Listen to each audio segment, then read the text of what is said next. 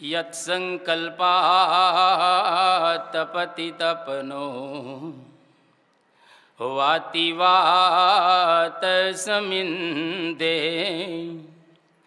વહ નિર્ધત્તે ધરણીરુદધી લંઘતે નૈવ વેલા સોયં શ્રીમાન નિખિલ જગતા અંતરાત્માવતીર્ણો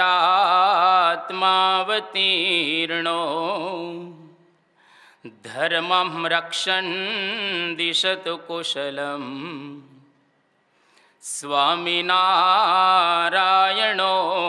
નઃ. શ્રી સ્વામિનારાયણ ભગવાનની જય. અક્ષર પુરુષોત્તમ મહારાજની જય. રાધા કૃષ્ણ દેવની જય. સિયાવર રામચંદ્ર ભગવાનની જય. ઉમાપતિ મહાદેવની જય. પ્રમુખ સ્વામી મહારાજની જય.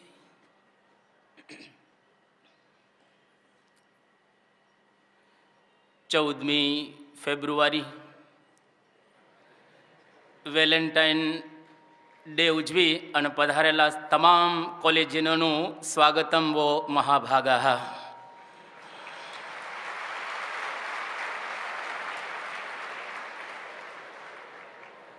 આજે આપણે અહીંયા આગળ from zero to hero a dream of everyone એટલે કે ઝીરોમાંથી હીરો કઈ રીતે બની શકાય. બીજા શબ્દોમાં કહેવું હોય તો આલ્ફામાંથી આઇન્સ્ટાઈન કેવી રીતે બની શકાય, અબુદ્ધમાંથી પ્રબુદ્ધ કેવી રીતે બની શકાય, બિંદુમાંથી સિંધુ કઈ રીતે ધારણ કરી શકાય, મૂર્ખમાંથી મહાવિદ્વાન કઈ રીતે બની શકાય, અને વામનમાંથી વિરાટ સ્વરૂપને કઈ રીતે આપણે ધારણ કરી શકીએ, અને શૂન્યમાંથી શ્રેષ્ઠ. દુનિયાનો દરેક માનવી જ્યારે આ લોકની અંદર પધારે છે ત્યારે ભગવાને એનું સર્જન શ્રેષ્ઠ બનવા માટે જ કરેલું છે. એટલા માટે તો વિવેકાનંદ સ્વામીએ એમની ભાષામાં કહ્યું કે each soul is potentially divine. એક એક આત્મા દિવ્ય રહેલો છે અને દરેકમાં એવી તાકાત રહેલી છે કે શ્રેષ્ઠ બની શકે. પણ આ ઝીરોની શોધ ભારતે કરી. 1, 2, 3, 4, 5, 6, 7, 8 and 9. એમાં ઝીરોની ક્યાંય જરૂર નથી. પણ 10, જ્યારે 10 સંખ્યા આવે ત્યારે ઝીરોની જરૂર પડે છે. એટલે જેના જીવનની અંદર 10 સિદ્ધાંત બરાબર હોય, જેને પોતાના જીવનની અંદર 10 સિદ્ધાંત આત્મસાત કરેલા હોય, એ વ્યક્તિ ફ્રોમ ઝીરો ટુ હીરો બની શકે. ચાહે તમે ગમે તે હો. એટલા માટે એક ચિંતકે બહુ સુંદર વાત કરી કે we are living in the age of invention. એટલે કે આપણે એક એવા યુગની અંદર જીવી રહેલા છીએ કે જે યુગને શોધખોળનો યુગ કહે છે. કર લો દુનિયા મુઠ્ઠી મેં. તમારી મુઠ્ઠીમાં આખી દુનિયા સમાઈ જાય એવા યુગમાં આપણે જીવીએ છીએ. પણ જો આપણા જીવનમાં 10 સિદ્ધાંતો આપણે પ્રાપ્ત કરીએ તો તમે ગમે તેવા હો હીરો બની શકો. એમાં પહેલો સિદ્ધાંત સ્વપ્ન. તમને સ્વપ્ન આવવું જોઈએ. સ્વપ્ન તો આવે જ છે દરેકને, પણ હીરો બનવાનું સ્વપ્ન તમને આવવું જોઈએ. એટલે કે તમને હૃદયમાં એવી ઈચ્છા એક જાગૃત થાય કે મારે હીરો બનવું છે. એ કઈ રીતે બની શકાય? તો એના માટે બહુ સુંદર મહાવિદ્વાનોએ વાત કરી છે. The greatest invention of the 20th century is that a man can change his life by changing the attitude of his mind. The greatest invention, આ દુનિયાની જો મહાન કોઈ શોધ હોય તો એ રહેલી છે કે you can change your life. તમે તમારું જીવન બદલી શકો છો અને બદલાય છે. કોઈ કલ્પના એવી કરી શકે કે વાણંદની દુકાનમાં નોકરી કરતો એક છોકરો અમેરિકાનો રાષ્ટ્રપ્રમુખ થાય? અને થયા જોન્સન. કોઈ એવી કલ્પના કરી શકે કે લુહારની કોઢમાં એક કામ કરતો લોઢા ટીપતો છોકરો અમેરિકાનો પ્રેસિડન્ટ બની શકે? અને બન્યો આઇઝનહોવર. કોઈ એવી કલ્પના કરી શકે એક ખેડૂતનો દીકરો જે ઉનાળાની અંદર ભર તાપમાં ખેતરમાં રખડતો હોય અને અમેરિકાના શ્રેષ્ઠ સિંહાસન ઉપર આરૂઢ થાય? અને થયો કોણ? તો કે હેરી ટ્રુમેન. કોઈ એવી કલ્પના કરી શકે ખરા કે જેનો જન્મ થાય અને થોડા સમય પછી જેની મા મરી જાય, જેના લગ્ન થાય અને થોડા સમય પછી જેની પત્ની મરી જાય, જે વ્યક્તિ 2 વખત જીવનની અંદર ધંધામાં નિષ્ફળ જાય, જે વ્યક્તિને ડિપ્રેશન આવી ગયેલું હોય, હતાશા પામી ગયેલો હોય, અરે એટલું જ નહીં, એને વિચાર થયો કે હવે આપઘાત કરીને મરી જઈએ. અને ચૂંટણીના ક્ષેત્રની અંદર, રાજકારણના ક્ષેત્રમાં જંપલાવ્યા પછી જેને 8 હાર પ્રાપ્ત થયેલી હોય એ વ્યક્તિ ક્યારે એવી કલ્પના કરી શકે? 30 વર્ષની રાજકારણની યાત્રામાં એકેય ચિહ્ન એવા દેખાતા ન હતા કે આ વ્યક્તિ કંઈક આગળ આવી શકે. પરંતુ છતાંય અમેરિકાનો પ્રેસિડન્ટ બની શક્યો Abraham Lincoln, one of the best president in United States of America. એની અંદર ટોપ પ્રેસિડન્ટની જે ગણના થાય એમાં અબ્રાહમ લિંકનનું નામ છે. કારણ સક્સેસ બિગિન્સ વિથ ફેલોઝ વિલ. તમારે જો સફળ થવું હોય તો સૌથી પહેલા તમને વિલ, સ્વપ્નું આવવું જોઈએ. અને જો સ્વપ્નું આવે તો સાચા અર્થમાં તમે સફળ થઈ શકો. જે વ્યક્તિને સ્વપ્ન જ નથી આવતા એ ક્યારેય હીરો બની શકતા નથી. એટલા માટે ચંદ્રકાંત શેઠે બહુ સરસ વાત કરી કે એ જ તારામાં છે, એ જ તારામાં છે, તું યાદ કર. ખીણ તેથી શું, શિખરને સાધ કર. તું શિખરને સાધ કર તો તારામાં એ તાકાત રહેલી છે કે તું કરી શકે. એટલા માટે હીરો થવું હોય, શ્રેષ્ઠતા જો પ્રાપ્ત કરવી હોય તો સૌથી પહેલો સિદ્ધાંત સક્સેસ માટે, હીરો થવા માટે સ્વપ્નું તમને આવવું જોઈએ. સ્વપ્ન તો આપણને આવે છે, દરેકને સ્વપ્ન આવે, પણ એ સપનાને જો સાર્થક કરવા હોય તો એના માટે બીજો સિદ્ધાંત છે આત્મવિશ્વાસ. જેને ખુદનો ભરોસો ન હોય એને ખુદાનો ભરોસો શા કામનો? પોતાની જાત ઉપર જેને વિશ્વાસ ન હોય એ ક્યારેય હીરો બની શકતા નથી. સચિન તેંડુલકરની વાત કરીએ ને પહેલા ચંદ્રકાંત શેઠ અને મકરંદ દવેની યાદ કરી લઈએ. શ્રદ્ધા જ મારી લઈ ગઈ મંજિલ ઉપર મને, શ્રદ્ધા જ મારી લઈ ગઈ મંજિલ ઉપર મને, રસ્તો ભૂલી ગયો તો દિશાઓ ફરી ગઈ. દિશાઓ ફરી જાય જો ખરેખર તમને આત્મવિશ્વાસ હોય તો. સચિન તેંડુલકર 1973માં જે વ્યક્તિનો જન્મ થયો, શ્રદ્ધા વિદ્યા મંદિરની અંદર, શ્રદ્ધાશ્રમ વિદ્યા મંદિરની અંદર જેને ઓર્ડિનરી સ્કૂલમાં અભ્યાસ કર્યો. અરે 9th સ્ટાન્ડર્ડમાં જેને ફક્ત 52% પ્રાપ્ત થયા છે, 52%. અને એસએસસી બોર્ડની અંદર 2 ટ્રાય આપી છતાંય 2 ટ્રાયલની અંદર ફેલ. પહેલી ટ્રાય વખતે સચિન તેંડુલકર 3 વિષયમાં બોલ્ડ થયો અને બીજી વખતે પણ એ બોલ્ડ થયો, એટલે પાસ થયો નથી 10મા ધોરણમાં. પરંતુ છતાંય Arjun award, Padmashri award, Padma Vibhushan award, Rajiv Gandhi Khel Ratna award અને ભારત રત્ન મળવાની તૈયારી છે.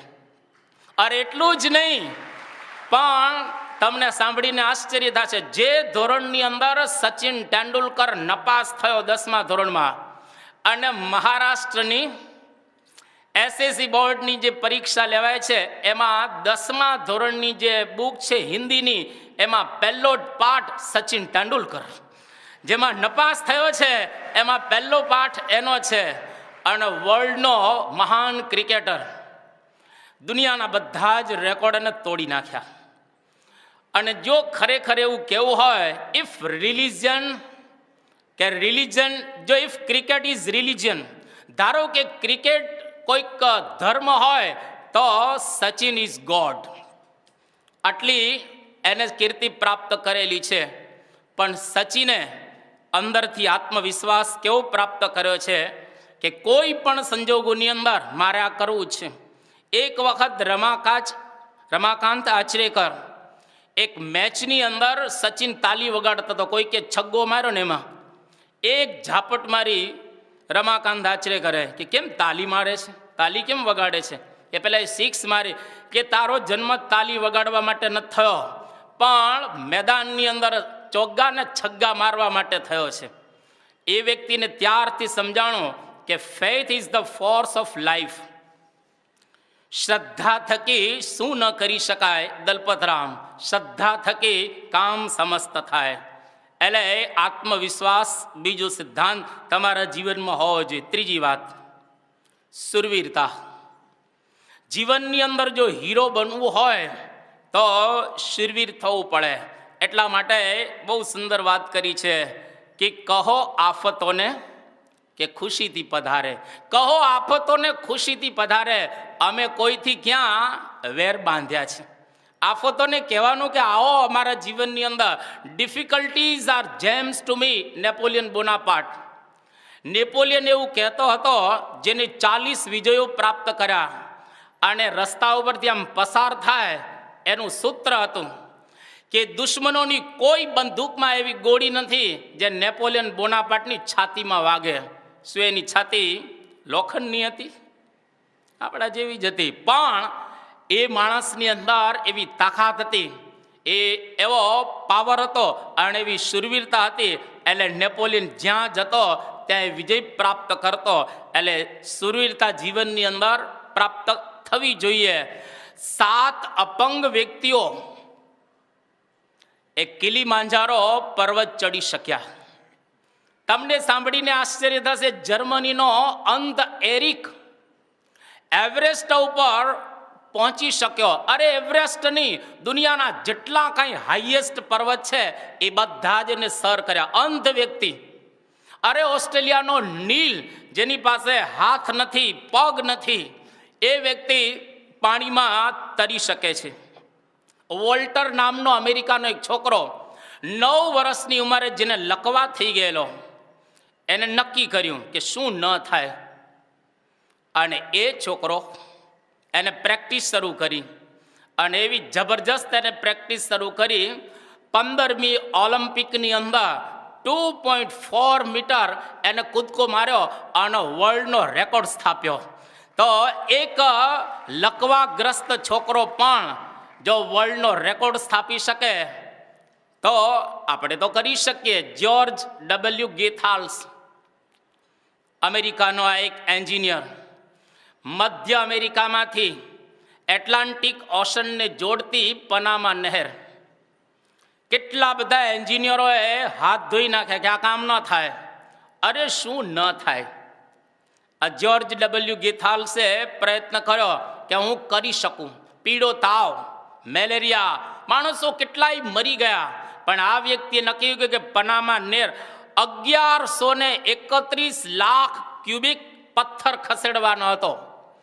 અને આ વ્યક્તિ આ પનામા નહેર 1914ની અંદર ખુલ્લી મૂકી.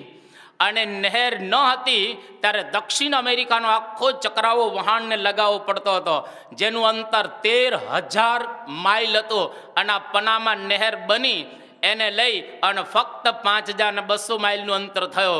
અને 162 કિલોમીટરનું સરોવર. અને દર વર્ષે 15,000 સ્ટીમર એમાંથી પસાર થાય છે.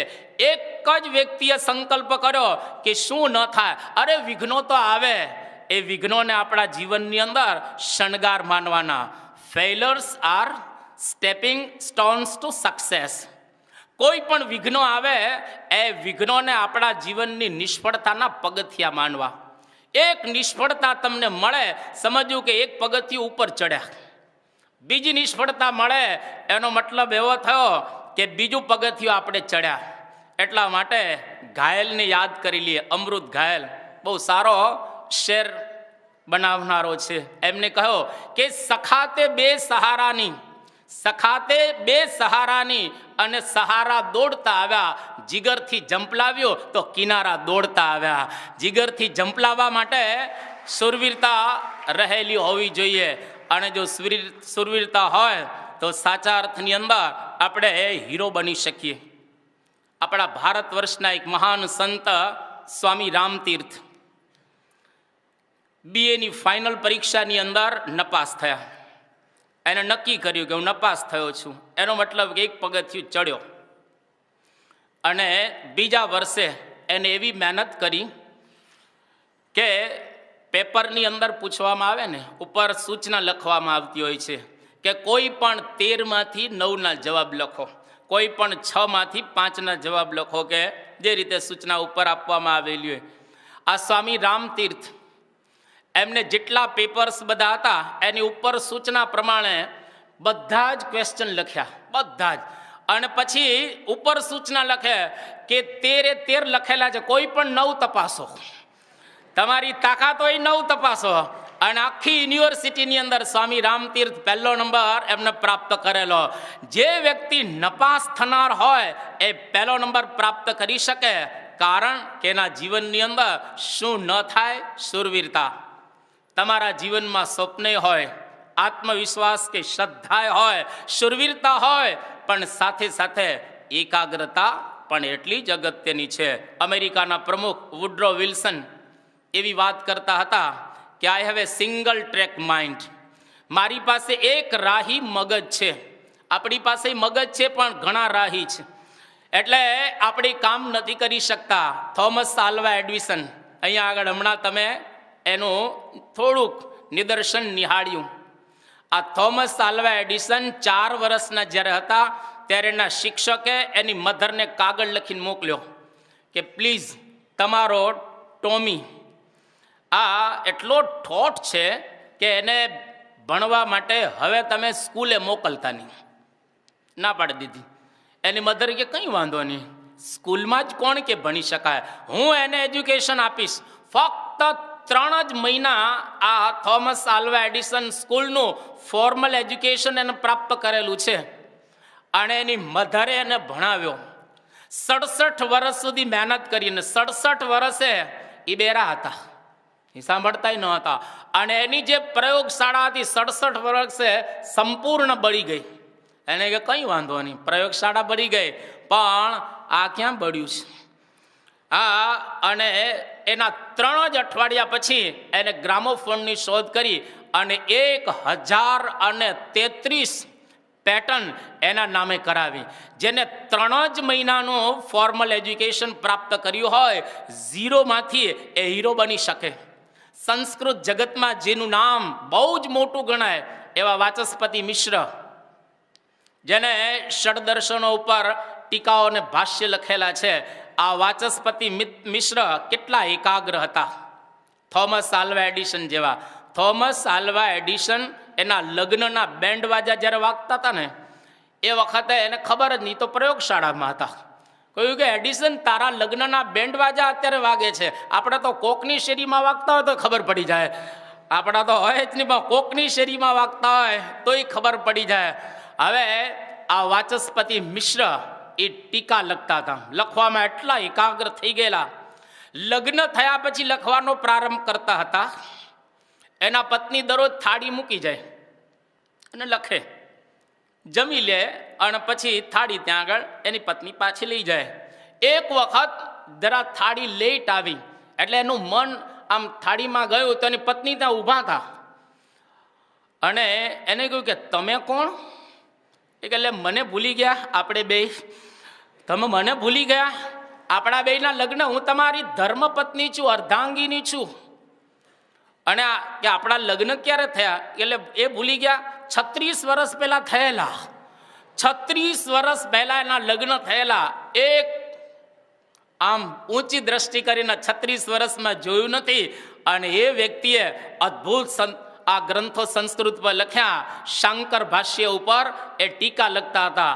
અને ટીકા લખતી વખતે આ પ્રસંગ બન્યો અને એની પત્નીને કહ્યું કે 36 વર્ષ સુધી તે સંયમ રાખ્યો અને મેં એકાગ્રતા રાખી, માટે આ ગ્રંથનું નામ હું ભામતી રાખું છું. ટીકાનું નામ એને ભામતી રાખ્યું.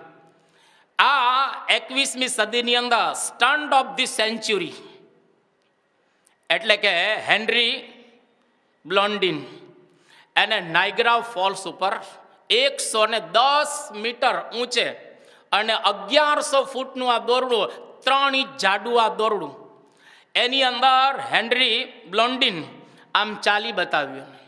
બધા બતાવે અને કોથળામાં પગ નાખીને ચાલી બતાવ્યું. કોથળામાં પગ હોય તો કેટલું બેલેન્સ અઘરું પડે, કોથળામાં પગ નાખીને ચાલ્યો. અને ત્યાર પછી એને વિચાર થયો કે આના કરતા જરા ઓર સાયકલ ઉપર ચાલ્યો, એક વ્હીલની સાયકલ. અને એનાથી ને થોડું આગળ એને વચ્ચે એક પ્રાઇમસ લઈ ગયો અને બરાબર નાયગ્રા ફોલ્સની વચ્ચે એ પ્રાઇમસ પેટાવ્યો અને ત્યાં એને બ્રેડ બનાવીને ખાધી દોરડા ઉપર. અરે એટલું જ નહીં, પરંતુ એને ત્યાં દોરડાની બરાબર વચ્ચે એને આમ ઊંધી ગુલાટ મારી અને આ ગુલાટને સ્ટન્ટ ઓફ ધી સેન્ચુરી કહેવામાં આવે છે. કે હેરત પમાડે એવી વાત હોય આ સેન્ચુરીની અંદર તો આ હેનરી બ્લોન્ડિન, તો આની ઉપરથી ખબર પડે કે માણસ કેટલો એકાગ્ર થઈ ગયો હશે અને એ જ વ્યક્તિ ખરેખર જીવનમાં આગળ વધી શકે. અને એકાગ્રતાની સાથે સાથે પ્રયત્ન, પુરુષાર્થ. એટલા માટે કવિએ બહુ સરસ વાત કરી, જેને શૂન્ય ની ઉપમાથી આપણે બોલાવીએ છીએ. મને તો શૂન્ય એ પુરુષાર્થની ખામી જ લાગે છે. મને તો શૂન્ય એ પુરુષાર્થની ખામી જ લાગે છે. દિશાઓ પોતે જ સાનુકૂળ ન થઈ જાય પવન માટે. જો ખરેખર પ્રયત્ન કરવામાં આવે તો સાચા અર્થની અંદર માણસ કામ કરી શકે. ધીરુભાઈ અંબાણી, રિલાયન્સના માલિક, ચોરવાડની અંદર એનો જન્મ થયો હતો. મેટ્રિક સુધી એને અભ્યાસ કર્યો, 11th સ્ટાન્ડર્ડ સુધી, અને પછી એડન ગયા. એક બર્મા સેલ કંપનીની અંદર પેટ્રોલ પંપ ઉપર પેટ્રોલ પૂરવાનું કામ કરતા હતા અને ત્યાંથી ઇન્ડિયા પાછા આવ્યા.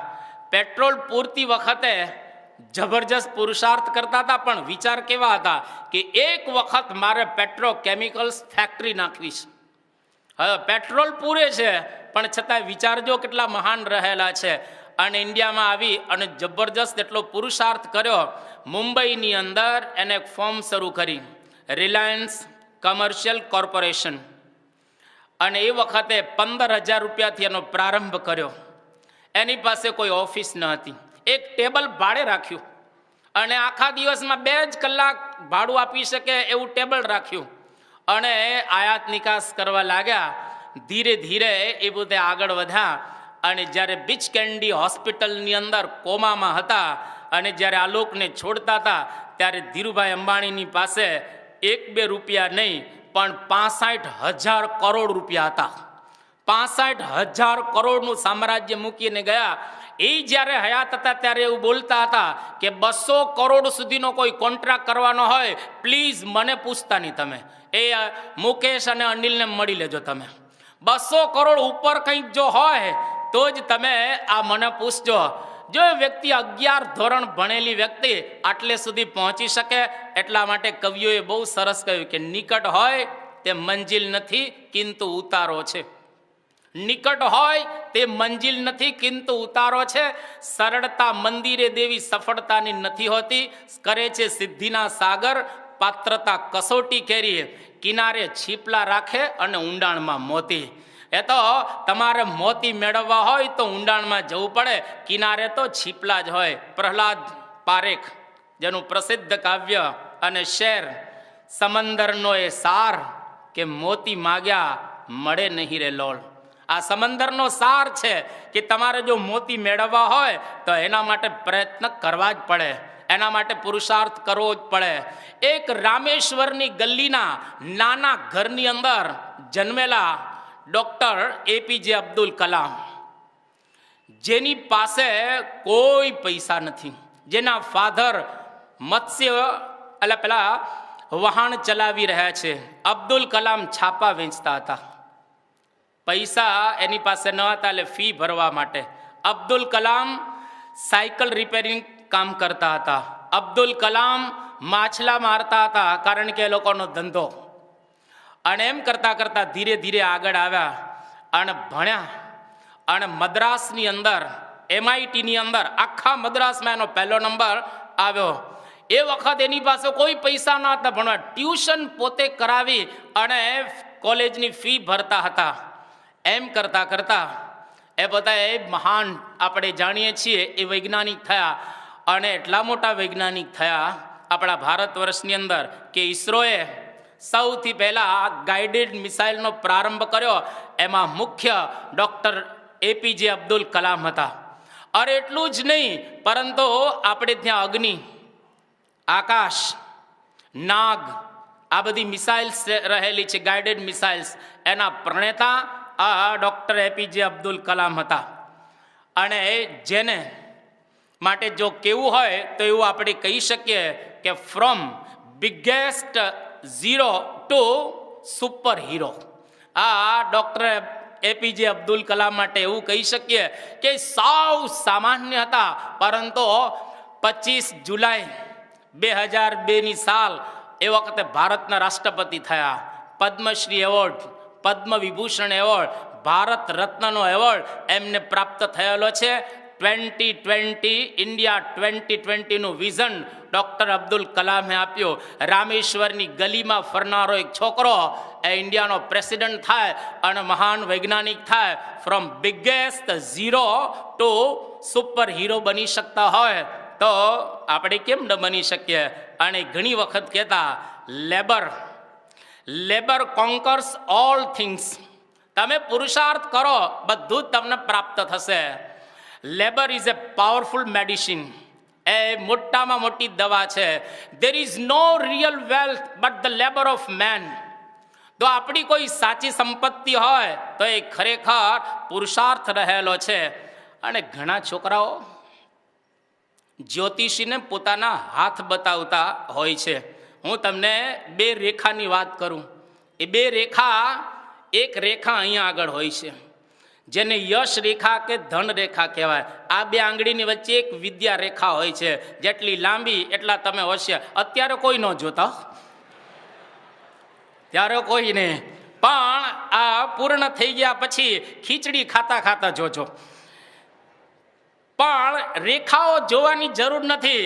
રેખાઓ કોઈ આપણા હાથમાં હોય કે ન હોય. અરે સફળતા જિંદગીની હસ્તરેખામાં હોતી નથી. સફળતા જિંદગીની હસ્તરેખામાં હોતી નથી.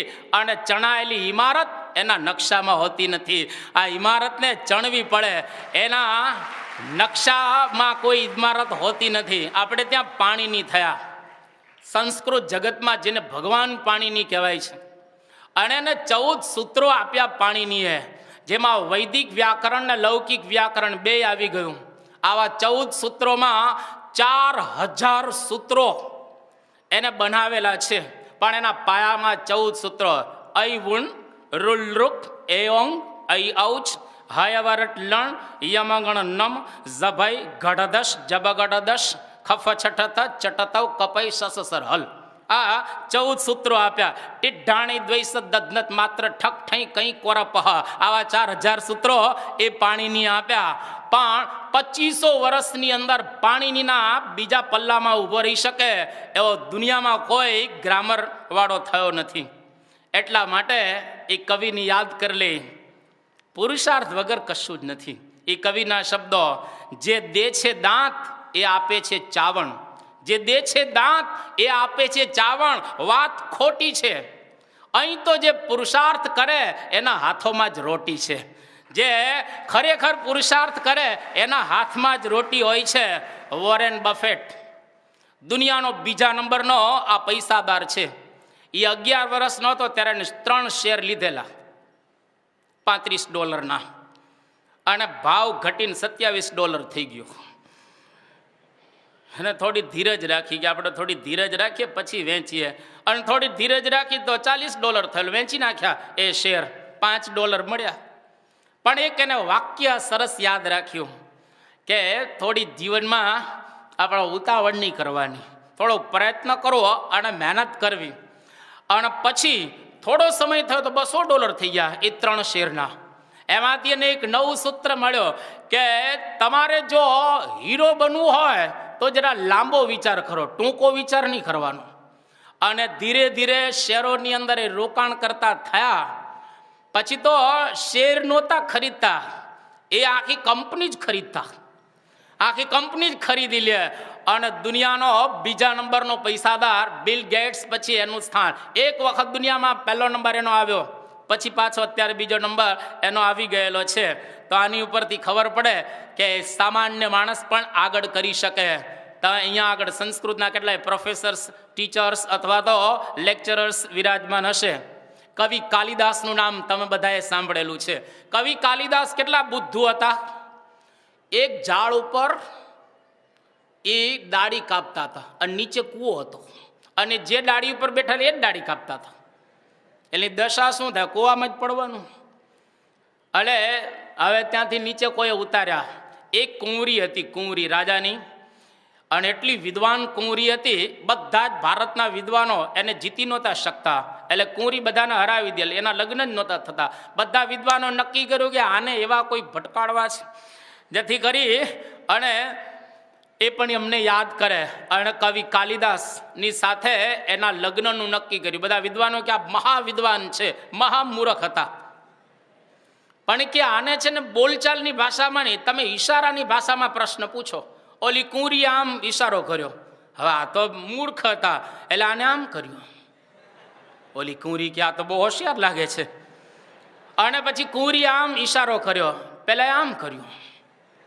આ તો જબરજસ્ત વિદ્વાન છે, હોશિયાર છે. લગ્ન ગોઠવાઈ ગયા, વ્યવસ્થિત ગોઠવાઈ ગયા લગ્ન. પણ લગ્ન ગોઠવાઈ ગયા પછી હવે આ તો ઘરમાં રહેવાનું. એક વખત ઊંટ આમ પસાર થતું હતું, રસ્તા ઉપરથી ઊંટ પસાર થતું હતું, અને આ કવિ કાલિદાસે ઊંટને જોયું. હવે સંસ્કૃતમાં ઊંટને માટે ઉષ્ટ્રહ શબ્દ છે. ઉષ્ટ્રહ અર્થાત ઊંટ. હવે આ તો મૂર્ખ હતા એટલે ઊંટને જોઈ અને બોલવા માટે કે ઉઠર ઉઠર ઉઠર. એટલે ઓલી સમજી ગઈ કે આ ઉપરનો માળ ખાલી છે, ઉઠર ઉઠર બોલે છે એનો મતલબ. અને એ વખતે એને ધક્કો મારી દીધો કે તું અહીંયા આગળથી વિદાય લે, મારે તારી જોડે સંબંધ નથી રાખો. અને કવિ કાલિદાસને ઠોકર લાગી કે હું હવે પુરુષાર્થ કરીને બતાવીશ કે હું પણ વિદ્વાન છું. એટલે જીવનમાં કોકો ઘડાવી ઠોકર વાગે ને તો પુરુષાર્થનો ખબર પડે. એટલે એ કવિએ બહુ સરસ વચ્ચે વાત કરી કે ક્ષમા પરવાને કો જલના સિખાતી હૈ, ક્ષમા परवाने को जलना सिखाती है, सांझ सूरज को ढलना सिखाती है, गिरने वाले को ठोंसते हो क्यों, ठोकर इंसान को चलना सिखाती है. एकादी ठोकर जीवनની અંદર વાગવી જોઈએ તો ખબર પડે કે ચાલવું કઈ રીતે. અને કવિ કાલિદાસ એટલા જબરજસ્ત મહેનત કરે છે. અને એ વખતે એક તળાવ હતું નાનકડું, એના કિનારા ઉપર બેઠેલા, અને પેલી કુંવરી એના બધી સહેલીઓને લઈને ત્યાં આવેલી. અને એ વખતે કવિ કાલિદાસ ત્યાં એક કમળનું પુષ્પ એક સરોવરની અંદર આમ હલતું હતું, આમ કોઈ પવનની કંઈ નહીં. બધી કુંવરીઓ અંદરો અંદર ચર્ચા કરે છે. અને પેલી જે કુંવરી હતી જેના લગ્ન કાલિદાસની જોડે થયેલા, એ બીજી છોકરીઓને પ્રશ્ન પૂછે છે કે અનિલસ્ય આગમો નાસ્તિ. સંસ્કૃતના વિદ્વાનો, અનિલસ્ય આગમો નાસ્તિ, દ્વિપદો નૈવ દૃશ્યતે તથાપિ જલમધ્ય સ્થિતમ પદ્મમ કંપિતમ કેન હેતુના. કે અનિલ એટલે પવન નથી દેખાતો, ભમરોય બેઠો નથી પુષ્પ ઉપર કે ભમરાને લઈને પણ પુષ્પ હલે, અને છતાં પણ આ પાણીની અંદર કમળ હલે છે. કંપિતમ કેન હેતુના, કયા કારણે આ કમળ હલી રહેલું છે. અને એ વખતે કુંવરીને ખબર નહીં કે કાલિદાસ અહીં બેઠેલો છે, મારો જ પતિ. મારો પતિ એ તો શાંતિથી ઝાડના આ બાજુ બેઠેલો, પેલી બાજુ કુંવરીઓ આ પ્રમાણે ચર્ચા કરતી હતી.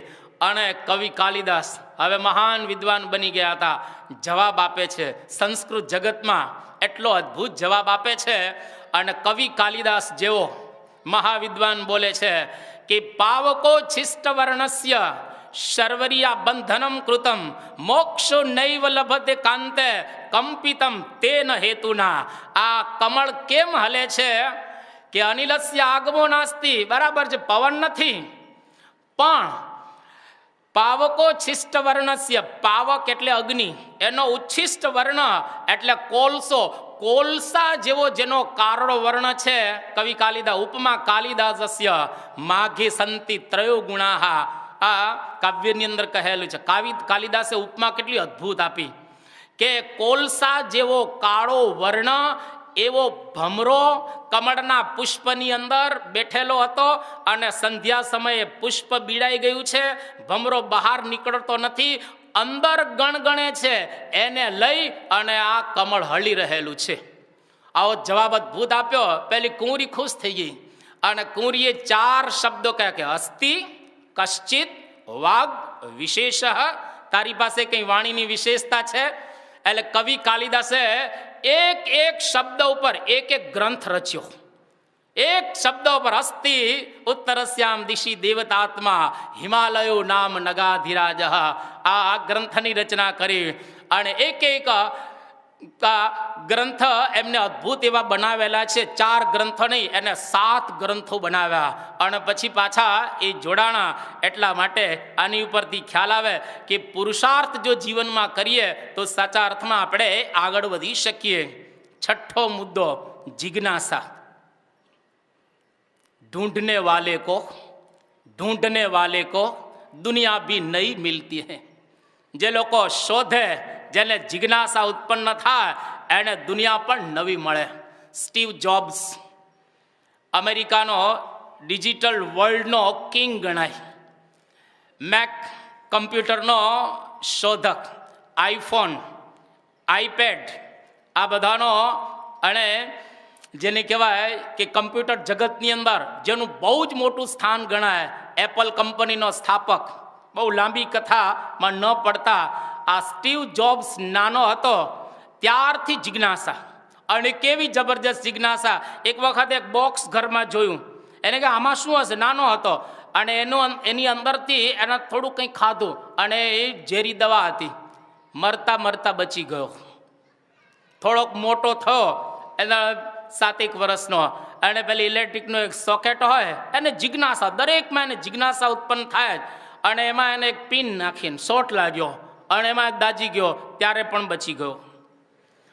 અને એક એક વસ્તુમાં એને જિજ્ઞાસા, એમ કરતાં કરતાં એને આટલું બધું એક મોટું સંશોધન કરી અને આ કમ્પ્યુટર જગતની અંદર જેનું આજે બહુ જ મોટું સ્થાન છે. ક્રિસ્ટી બ્રાઉન, 7 વર્ષનો આ છોકરો, જે છોકરાને પગે પોલિયો થયેલો, પગ હાલતા બંધ થઈ ગયા, 2 હાથ સંપૂર્ણ હાલતા બંધ, અને એવા સંજોગોની અંદર ડાબા પગનો એક જ અંગૂઠો નહીં પણ એક આંગળી ખાલી હલે, બીજું કંઈ ન હલે. આખા શરીરમાં ડાબા પગનો એક જે અંગૂઠાની બાજુમાં આંગળી હતી હલે, બીજું કંઈ ન હલે. પણ છતાંય આ છોકરાને જિજ્ઞાસા કેટલી મહાન, જેને લઈ અને આ ક્રિસ્ટી બ્રાઉને 7 પુસ્તકો લખ્યા. એક આંગળીથી 7 પુસ્તકો લખ્યા. એમાંનું એક પુસ્તક જેને નોબેલ પારિતોષિક પણ પ્રાપ્ત થયેલું છે. તો આની ઉપરથી ખ્યાલ આવે કે એક એક વસ્તુનો આ જો આપણે વિચાર કરીને જિજ્ઞાસા ઉત્પન્ન કરીએ તો સાચા અર્થમાં હીરો બની શકતા હોઈએ છીએ. જે વ્યક્તિ આંધળી હોય, બેરી હોય અને મૂંગી હોય, એ કરી શું શકે? પણ છતાંય હેલન કેલર 33 દેશોમાં પ્રવચન આપી શકતી હોય, 54 જેટલા પુસ્તકો લખી શકતી હોય, તેની જિજ્ઞાસા કેટલી મહાન હશે. અને તમે બધા પણ કોલેજની અંદર પધારો છો, બધા જ કોલેજનો અહીંયા આગળ બેઠેલા છે. ઘરેથી નીકળો છો કોલેજમાં કંઈક નવું જાણવા માટે, તમે કંઈક નવું પ્રાપ્ત કરવા માટે કોલેજની અંદર પધારો છો. પણ કોઈ વિદ્યાર્થી કોલેજની અંદર પાર્કિંગમાં બેસવા નથી જતો, કોઈ વિદ્યાર્થી કોલેજની કેન્ટીનમાં બેસવા નથી જતો. અરે તમારા મા બાપ ઘરેથી વિચાર કરતા હશે કે મારો પિન્ટુ, મારો બંટી, મારો ટિંકુ, મારો મુન્નો, અરે મારો લાલો હમણાં કોલેજમાંથી કંઈક નવું જાણીને આવશે. પણ લાલો તો પાર્કિંગમાં બેસીને જ આવ્યો હોય, એ તો કેન્ટીનના ભેળ પૂરીને ભજીયા ખાઈને જ આવ્યો હોય. એટલે એની અંદર એ ક્યારેય તમે હીરો બની ન શકો. એટલે કોલેજમાં કંઈક નવું જાણવા માટે આપણે જઈએ છીએ. એટલે જિજ્ઞાસા પડે પડે થવી જોઈએ, અને જેને પડે પડે જિજ્ઞાસા થાય એ જ વ્યક્તિ ખરેખર આગળ વધી શકે. સાતમી વાત, સાતમો સિદ્ધાંત, કુસંગ ત્યાગ. તમે 6 મુદ્દા જીવનમાં પ્રાપ્ત કર્યા હોય, તમારા જીવનમાં જો કુસંગ કેટલા ખરાબ સંગ આવી જશે તો યાદ રાખો, તમે ગમે તેટલા મહાન બનવાની ઈચ્છાવાળા હશો, એકદમ નીચે આવતા રહેશો. મહાભારતનું વાક્ય, બુદ્ધિશ્ચ હીયતે પુંસામ નીચે હિ સહ સમાગમાત મધ્યમેર મધ્યતામ યાતિ અને શ્રેષ્ઠતામ યાતિ ચોત્તમૈહિ. એટલે કે જેવા સંગમાં તમે રહો એનો તમને રંગ લાગે છે. જો નીચના સંગમાં રહો તો નીચ બનો, મધ્યના સંગમાં રહો તો મધ્યમ બનો, શ્રેષ્ઠના સંગમાં રહો તો તમે શ્રેષ્ઠ બની શકો. તો ઈસુ ખ્રિસ્તનું એક ચલચિત્ર બનાવવાનું હતું અને વર્ષો સુધી આ ચાલેલું. એમાં એક માસૂમ બાળક એના ચલચિત્રમાં પસંદ કરવામાં આવ્યો કે આ ઈસુ જ્યારે જન્મ્યા હશે ત્યારે આવા હશે. અને 20-25 વર્ષ આ ચલચિત્ર ચાલેલું. બનાવતા બનાવતા આટલા વર્ષો વીતી ગયેલા, અને છેલ્લે જ્યારે ઈસુને વધસ્તંભ ઉપર જલ્લાદ પેલા ખીલા મારે ને એ પસંદ કરવાનો હતો. અને આ બધા જેલમાં કે આવા માણસો જેલમાં જ હોય, હવે ખીલા મારતા હોય એવા તો જેલમાં જ હોય. અને એક વ્યક્તિને પસંદ કરવામાં આવી, એને કહ્યું તારે ખીલા મારવાના છે, અને આખું એને ચલચિત્ર બતાવવામાં આવ્યું.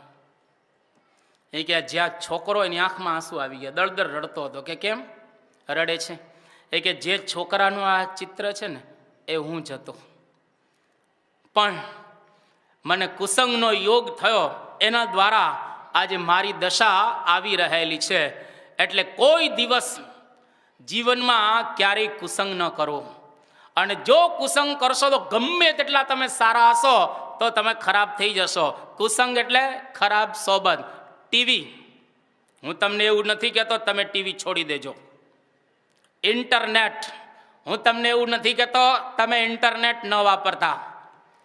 હું તમને એવું નથી કહેતો કે તમે મોબાઈલ ન વાપરતા.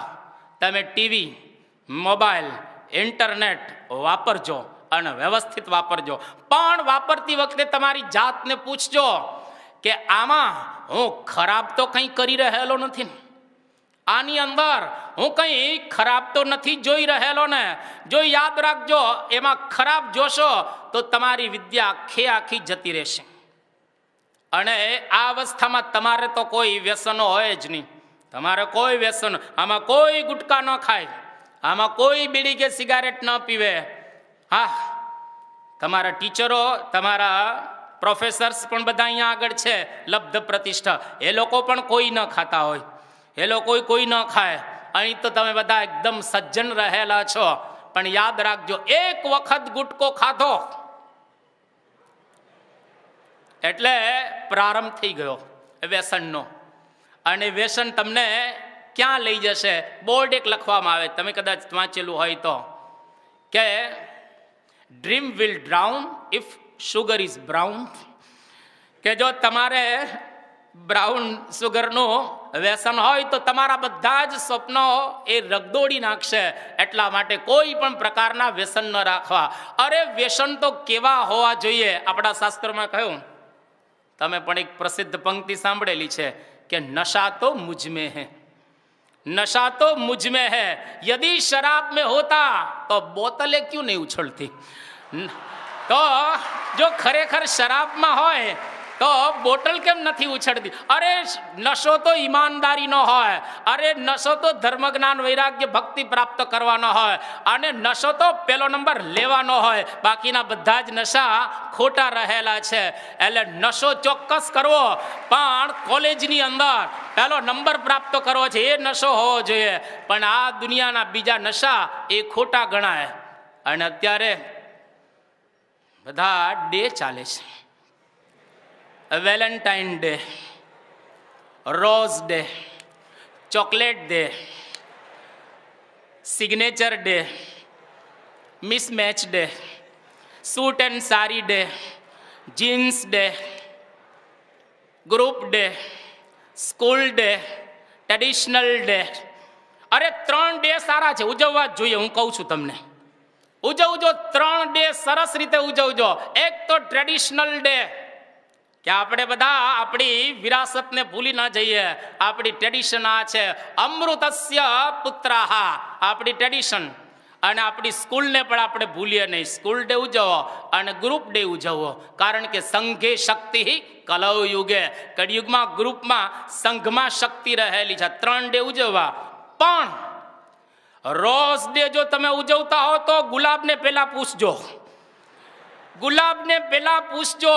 અરે ગુલાબને ભગવાને વાચા નથી આપી. જો ગુલાબને ભગવાને વાચા આપી હોત તો ગુલાબ બોલત કે મારું સ્થાન તો ભગવાન અને સંતના ચરણારવિંદ અને મસ્તક ઉપર રહેલું છે. આ લોકો મારો આવો ઉપયોગ કરે છે, આ લોકો મારો આવો ઉપયોગ કરી રહેલા છે. ગુલાબને તો પૂછજો. અરે તમે signature day, signature T shirt ઉપર છોકરો છોકરાને સાઇન કરે, છોકરી છોકરીના ટી શર્ટ ઉપર સાઇન કરે, છોકરો છોકરીના ઉપર કરે, છોકરી છોકરાના ઉપર કરે. હવે ટી શર્ટ ઉપર તમે જ્યારે સિગ્નેચર કરતા હો ને, તમે તમારી જાતને પૂછજો કે ખરેખર આ સિગ્નેચર કરતી વખતે મારા મનના વિચારો કેવા છે. અરે જે હિન્દુસ્તાનની ધૂળમાં આપણે રમીએ છીએ, આ હિન્દુસ્તાન દેશ તો જુઓ, જે દેશની અંદર આપણી રામાયણ મહાભારત શું કહે છે. લક્ષ્મણ જેવો લક્ષ્મણ બોલે છે કે નાહમ જાનામી કેયુરે, નાહમ જાનામી કુંડલે, નુપુરે ત્વભી જાનામી નિત્યમ પાદાભિવંદના. પોતાની ભાભી સીતા મૈયા, એની સામે લક્ષ્મણજી જેવા દિયરે 14 વર્ષ દ્રષ્ટિ માંડીને જોયું નથી. વિચાર કરો, આ હિન્દુસ્તાનની ધૂળમાં તમે ઉત્પન્ન થયેલા છો, અને આ ધૂળની અંદર રહેલો વિદ્યાર્થી એ કોઈની સામે મીટ માંડીને જુએ નહીં. માટે તમે બધા જ અહીંયા આગળ જે આવ્યા છો, તમને ધન્યવાદ આપવા ઘટે. પણ હવે તમે જ્યારે કોલેજમાં ભણવા જાઓ, જેટલી છોકરીઓને તમે નિહાળો, એક દ્રષ્ટિએ નિહાળજો કે આ મારા ક્લાસની અંદર મારી બેન પણ આવે છે, મારા ક્લાસમાં ભણવા મારી બેન પણ સાથે આવી છે. અને બધી છોકરીઓ એવો વિચાર કરે કે મારા ક્લાસની અંદર મારો ભાઈ પણ ભણી રહેલો છે. ભાઈ અને બેન અમે કોલેજમાં આવીએ છીએ, નહીં કે અન્ય. આપણે અન્ય કોલેજમાં ભણવા માટે આવતા નથી. એ સ્વામી વિવેકાનંદ, તમે જો ભારત વર્ષનો એક મહાન, જો ચારિત્ર જશે તમારું બધું જ જશે. એટલા માટે કવિ અને ચિંતકે કહ્યું કે if wealth is lost, nothing is lost. If health is lost, something is lost. If character is lost, everything is lost. જો ધન ગયા તો કછું ન ગયા, સ્વાસ્થ્ય ગયે કુછ ઓર, ચરિત્ર ગયા તો સબ ગયા, તાકો મિલે ન ઠોર. જો તમારું ચારિત્ર જશે તો યાદ કરવો કે બધું જ જતું રહેશે. સ્વામી વિવેકાનંદ વર્લ્ડ કોન્ફરન્સની અંદર 1893માં જ્યારે પ્રવચન આપવા માટે ગયા, રસ્તા ઉપરથી આમ પસાર થતા હતા. એક અમેરિકન સ્વામી વિવેકાનંદ જોઈને હસવા લાગ્યો. સ્વામી વિવેકાનંદ કહે, why are you laughing man, કેમ તું હસે છે? એ વખતે સ્વામી વિવેકાનંદે કહ્યું, in your country tailor makes man perfect, in our country character makes man perfect. કે તમારા દેશની અંદર તમને દરજીઓ મહાન બનાવે છે, અને એવા દેશમાંથી હું આવું છું કે જે દેશની ધરતી અમને કેરેક્ટર આપે છે અને એ મહાન બનાવે છે. એટલે કે કેરેક્ટર, આપણું ચારિત્ર જો ગયો તો બધું જ ગયેલું છે. એક અંગ્રેજ બાઈ સ્વામી વિવેકાનંદને જોઈ અને ખુશ થઈ ગઈ, અને વિવેકાનંદને કહે છે કે મારે તમારા જેવો એક પુત્ર જોઈએ છે. તમે સમજી ગયા હશો, મારે તમારા જેવો એક પુત્ર જોઈએ છે. સ્વામી વિવેકાનંદ તરત જવાબ આપે છે, તારે મારા જેવો જો પુત્ર જોઈતો હોય તો તું મને જ પુત્ર માની લે ને. પેલી બાઈ એકદમ શરમાઈ ગઈ, અને એકદમ શરમાઈ ગઈ અને જતી રહી. આ હિન્દુસ્તાનની રજ.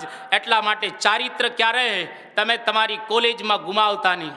અને જો ચારિત્ર ગુમાવશો, યાદ રાખજો, હીરો નહીં બની શકો. 8મો મુદ્દો, ધીરજ રાખજો. આજે ને પ્રવચન સાંભળીને નહીં બની શકાય. આજે હીરો નહીં બની શકાય.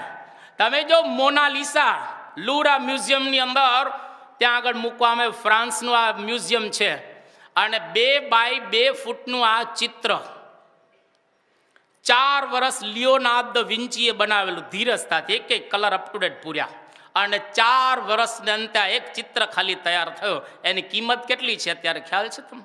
100 કરોડ રૂપિયા.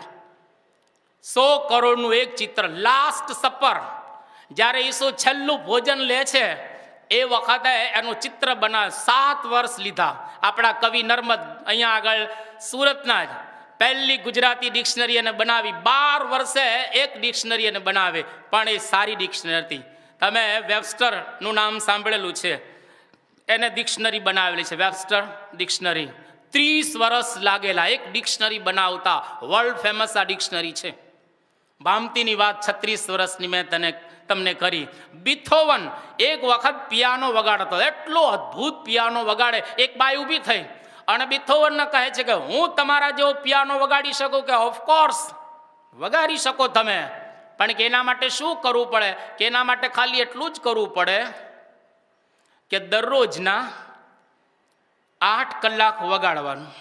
નો સન્ડે, નો હોલિડે ફોર 40 years.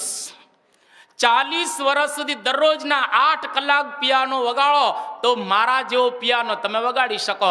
એટલે 40 વર્ષ ધીરજ રાખવી. કેતા વિદ્યા પ્રાપ્ત કરવામાં હંમેશા ધીરજ રાખવી. 3 વસ્તુ આપણે ત્યાં કહેવાય છે કે શનૈહિ વિદ્યા, શનૈર વિત્તમ, શનૈહિ પંથા, શનૈહિ કંથા, શનૈહિ પર્વત મસ્તકે. પંચૈતાની શનૈહિ શનૈહિ.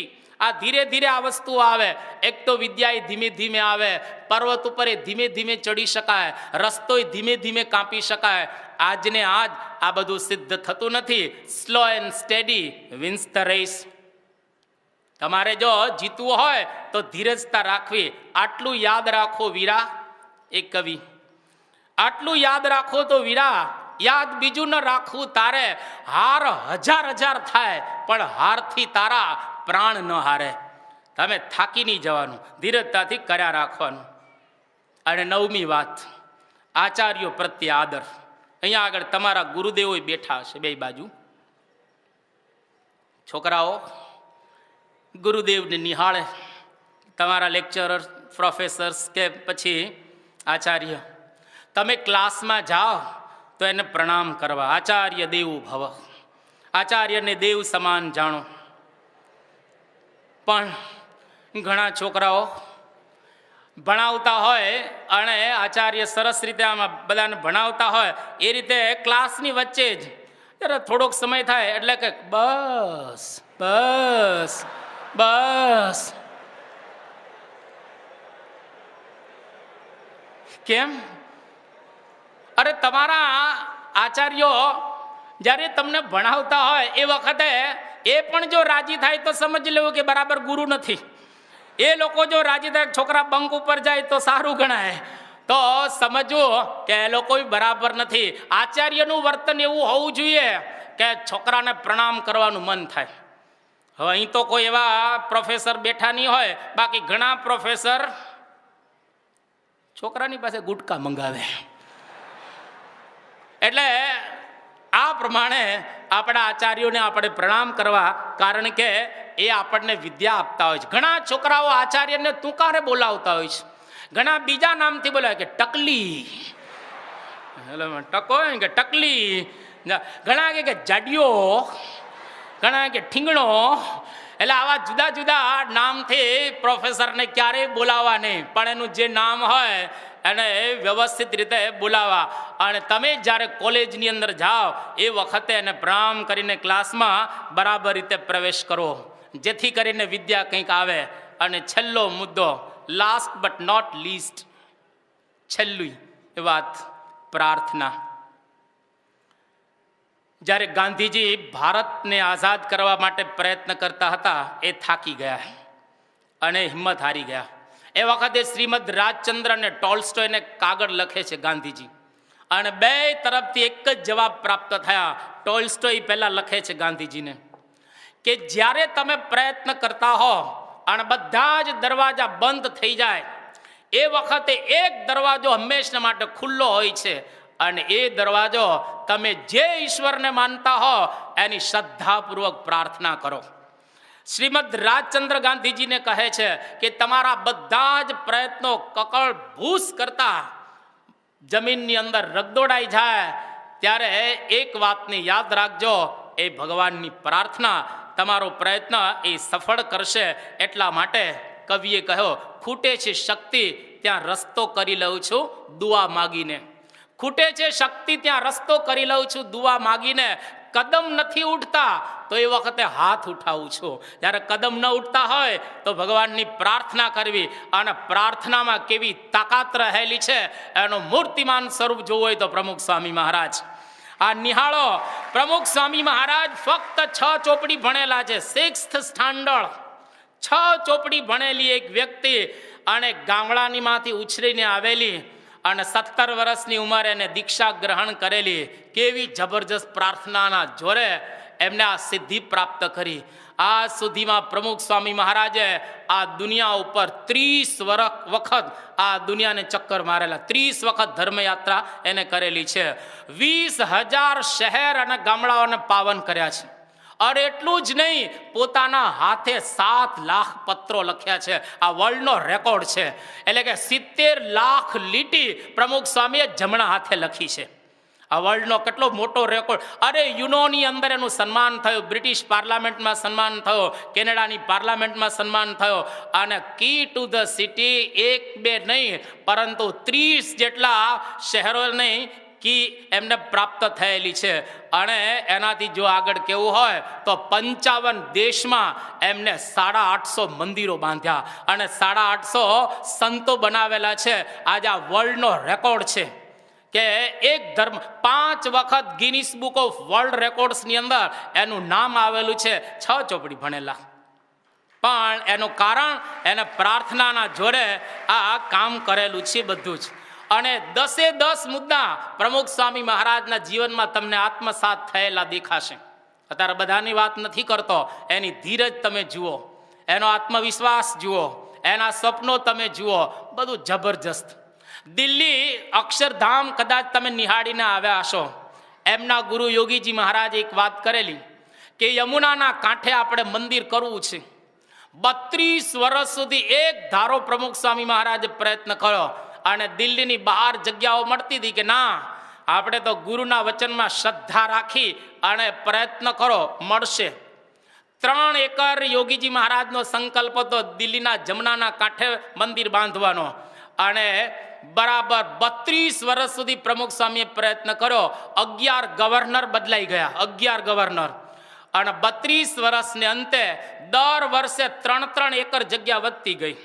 એટલે 32 × 96 અને 5 એકર લટકાની 101 એકરની અંદર દિલ્હીનું અક્ષરધામ પ્રમુખ સ્વામી મહારાજે આ બાંધ્યું. અને બધા જ આ અક્ષરધામને નિહાળીને ખુશ થાય છે કે ખરેખર અદ્ભુત આ ભારતીય સંસ્કૃતિનું એમને કામ કરેલું છે. અને છેલ્લે ઉપસંહારમાં મારે એટલું જ કહેવું છે, આ 21મી સદી છે. યાદ રાખજો, પહેલા પગમાં શક્તિ હતી એટલે માણસ ચાલીને જતો, પછી હાથમાં શક્તિ આવી, હુનર દ્વારા કંઈક કામ કરતો. અત્યારે શક્તિ અહીંયા આગળ છે, બુદ્ધિમાં. અને 21મી સદી માટે કહેવાય છે નોલેજ ઇઝ પાવર. તમારી પાસે જ્ઞાન હોવું જોઈએ, એને પાવર તો જ એ આવી શકે. બધા જ અહીંયા આગળ જે બેઠા છે કોઈ સીમિત નથી, બધા અસીમિત છે. કોઈ કૂવાના દેડકા નથી, પણ બધા સાગર ખેડુઓ રહેલા છે. આપણે તો સરોવર અને સાગરને ખેડવા છે. કોઈ એવું ન માનતા કે મારાથી આ ન થઈ શકે, બધાથી થઈ શકે. પણ ખાલી એટલું જ યાદ રાખો, નો પેઇન નો ગેઇન, નો ફેથ નો ફોર્સ, નો ગોલ નો ગ્લોરી, નો થોન નો થ્રોન. તમે જો કાંટો ન વાગે તો સમજવું કે સિંહાસન તમને મળવાનું નથી. નો એફર્ટ નો પ્રયત્ન વગર કંઈ મળે નહીં. નો ફ્લેમ, જો આગમાં તમારે સબડવું પડે. નો ફ્લેમ નો ફેમ, કીર્તિ મેળવવી હોય તો કંઈક કરવું પડે. એટલા માટે એ કવિએ બહુ સરસ વાત કરી. એ કવિ અહીં બેઠા છે. એ કવિએ એવી વાત કરી કે પ્રચંડ વહેણ હોય ભલે હો સામા, પ્રચંડ વહેણ ભલે હો સામા, અમે નાવ બનીને તરી જશું. ક્ષિતિજ ભલે હો ગમે તે ધૂંધળી, પણ સૂરજ બનીને સર કરી જશું. નભમંડળ ભલે ગમે હો ઊંચા, અમે પંખી બનીને ચઢી જશું. પહાડ સમ હો સંકટ ભલે અહીં, પહાડ સમ હો સંકટ ભલે અહીં, અમે પવન બનીને પાર કરી જશું. નથી અમે સાવ પીળા પરણો. આ તો બધા ફૂલ ગુલાબી છે, દરેકના હોઠ ગુલાબી છે ને ગાલે ગુલાબી છે. અમે નથી પીળા પરણો, અમે સાવ પીળા પરણો નથી કે પાનખરમાં ખરી જવાના. અમે શ્વાસના દાન દઈને જશો, પછી ભલે અમે હો મરી જવાના. ભલે કદાચ મરી જઈએ, પણ અહીંયા આગળથી દુનિયામાં કંઈક કરીને જશો. અને છેલ્લે આપણે ગુજરાતી છીએ ને, તો ગુજરાતની કહેવતને યાદ કરી લઈએ. 9 નડિયાદી બરાબર 5 પેટલાદી. 9 નડિયાદના અને 5 પેટલાદના. નડિયાદના 9 માણસ અને પેટલાદના 5. એ પેટલાદના પાવરફુલો નડિયાદી કરતા, એને પહોંચી વળે. 9 નડિયાદી બરાબર 5 પેટલાદી, અને 5 પેટલાદી બરાબર 1 અસલ અમદાવાદી. અમદાવાદી જો હોય તો એ પેટલાદના પહોંચી વળે, એટલો પાવરફુલ અમદાવાદી. અને 5 અમદાવાદી બરાબર 1 મારવાડી. તમે જો મારવાડી કોઈ દી લારી લઈને ફરતો જ ન હોય, એ મારવાડી સામાન્ય બિઝનેસ કરે જ નહીં, તો પાવરફુલ બિઝનેસની અંદર જ પડેલા હોય. 5 મારવાડી બરાબર 1 સિંધી. સિંધી છે ને એના કોઈ નાના બિઝનેસ ન હોય. અને 5 સિંધી બરાબર 1 જુઈસ. હા, જુઈસ તમે જોજો ટોપી નાખીને ફરતા હોય શુક્રવારે બેલ્જિયમ વગેરેની અંદર. હા, જુઈસ એટલા પાવર. આજે અમેરિકાનું મેનહટન જુઈસ લોકોના હાથમાં છે. અમેરિકાની ઇકોનોમી જુઈસ લોકો હલાવે છે, એટલા પાવરફુલ. એ લોકોના છોકરાઓ કોઈ સામાન્ય સ્કૂલમાં ભણતા જ ન હોય, સામાન્ય પોસ્ટ ઉપર જુઈસ ક્યારે હોય જ નહીં યહૂદી. તો 5 સિંધી બરાબર 1 જુઈસ, અને 5 જુઈસ બરાબર 1 જાપાનીઝ. જાપાન, હમણાં અમે 2008ની સાલમાં જાપાન ગયા હતા. શું દેશ જાપાન છે. ટોક્યોમાં ગયા હતા, ત્યાં આગળ કોફુન ટોક્યો. ત્યાં આગળ એટલી બધી જબરજસ્ત ટેકનોલોજી. ગિન્ઝા વિસ્તાર છે ત્યાં આગળ જાપાનનો. મેનહટન તો એની પાસે કંઈ ન ગણાય અમેરિકાનું. આવો અદ્ભુત એ લોકોએ દેશ બનાવેલો છે. તો એ જાપાનનો માણસ જ્યારે સેકન્ડ વર્લ્ડ વોરની અંદર હિરોશીમા અને નાગાસાકી ઉપર એ લોકોએ બોમ્બ નાખ્યા, ત્યારે જાપાનના બધા ભેગા થયા, આપણે અમેરિકાને જવાબ આપીએ. બધાએ નક્કી કર્યું, પણ બધા ડાયર બુદ્ધિશાળી હતા કે આપણે જવાબ નથી આપવો, પણ આપણે એવું કરીએ, we will give education to each and every individual of Japan. આપણે જાપાનના એક એક વ્યક્તિને એજ્યુકેશન આપીએ. અને આજે અમેરિકાને ટેકનોલોજીની અંદર જાપાન હંફાવે છે. એટલે 5 જુઈસ બરાબર 1 જાપાનીઝ, અને 5 જાપાનીઝ બરાબર 1 ઇન્ડિયન સુસંસ્કારી 10 સિદ્ધાંતને પ્રાપ્ત કરેલો આ કોલેજિયન. જો ખરેખર સાચા અર્થની અંદર 10 સિદ્ધાંત તમારામાં આવે, તો તમે જાપાનના લોકોને હલાવી શકો, એને પણ પાણી પાઈ શકો. એટલી તાકાત આપણા દેશની અંદર રહેલી છે. તો ભગવાન સ્વામિનારાયણ બધા અવતારો અને પ્રમુખ સ્વામી મહારાજને પ્રાર્થના કરીએ કે સાચા અર્થની અંદર અમે આ 10 સિદ્ધાંત પ્રાપ્ત કરી અને અમારા જીવનમાં from zero two super hero અમે બની શકીએ. એ જ આજના શુભ દિવસે અભ્યર્થના. શ્રી સ્વામિનારાયણ ભગવાનની